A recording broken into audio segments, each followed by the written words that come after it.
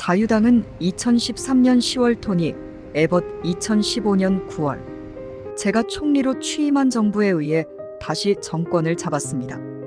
우리 정부와 그 뒤를 이은 모든 정부는 미립국에 대해 엄격한 무관용 원칙을 지켜왔습니다.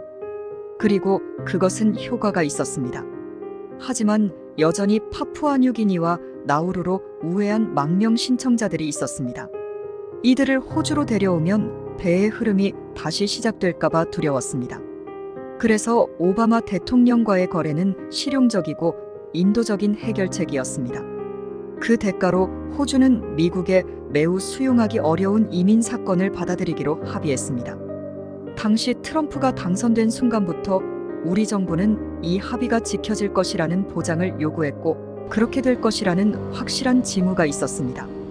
그러나 취임 며칠 후 대통령과의 예정된 통화 직전에 마이크 펜스 부통령은 줄리 비숍 호주 외무장관에게 전화를 걸었고 트럼프의 국가안보보좌관인 마이클 플리는 제 사무실의 카운터파트인 저스틴 바시에게 전화를 걸어 트럼프가 전임자와 체결한 합의를 지키지 않을 것이므로 어떤 경우에도 통화 중에 이 문제를 제기해서는 안 된다고 말했습니다.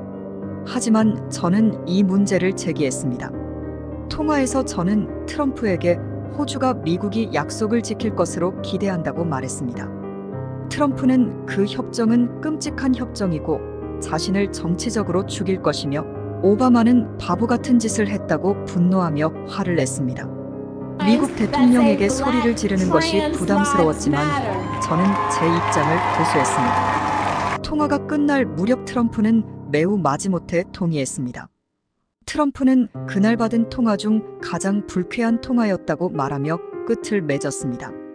반면에 푸틴과의 통화는 그에 비해 유쾌했다고 그는 말했습니다. 트럼프는 협상이 불만족스럽게 진행되고 있다는 점을 분명히 했습니다. 그러나 그는 또한 제가 제안했던 것처럼 전임자가 맺은 협정을 좋은 협정이라고 지지하지 않으면서도 존중할 수 있다는 점을 받아들였습니다.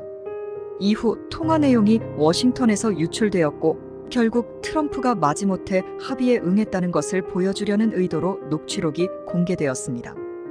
호주 캔버라에서는 이 일이 어떻게 진행될지에 대해 엄청난 불안감이 감돌았습니다. 실제로 트럼프가 합의를 지킬까? 결국 트럼프는 약속을 지켰습니다. 이 갈등이 관계의 다른 측면에 악영향을 미칠까요? 그리고 가장 중요한 것은 트럼프가 혹시 원한을 품을까요? 그로부터 불과 4개월 후인 2017년 5월에 다시 만났는데 이때 트럼프는 저와 아내에게 난민 협상에 대해 농담을 하며 자신이 난민 협상에 동의했지만 건물값을 너무 많이 냈다고 불평하고 있었어요. 그때 저는 강인한 협상가였다고 아내 멜라니아 트럼프 여사에게 말했습니다. 성격과 상황의 조합 덕분에 트럼프와 저의 관계는 지도자로서 올바른 출발을 할 수 있었습니다. 저는 제 입장을 고수하고 제 주장을 주장하고 물러서지 않음으로써 오바마 대통령과 맺은 합의를 지키도록 설득했을 뿐만 아니라 트럼프 대통령으로부터 존경도 얻었습니다. 본 기사 작성자는 말콤 텀블이며 2015년부터 2018년까지 호주 총리를 역임했습니다.